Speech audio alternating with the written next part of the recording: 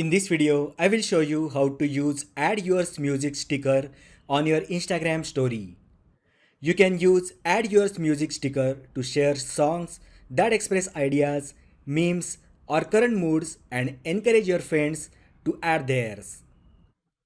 First, open Instagram app on your mobile. First, we will create a new story. To do that, just tap plus icon on the bottom bar. And from here, tap story. Just add a photo of your choice to this story. Now tap sticker icon at the top. From various stickers option, tap Add Yours Music. Tap the plus icon to select a song. From the library, choose the song that you like and wish to add to your story.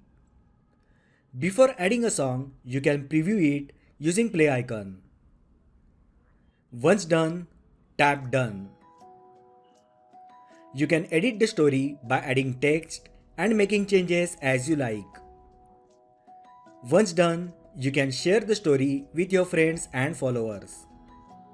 Note that anyone can use this music template in their own story, including any photos you have added. So that is how you can use Add Yours Music sticker on your Instagram story. If you find the video helpful, then like the video, share with your friends and subscribe to my channel. Thanks for watching and I will see you in the next video.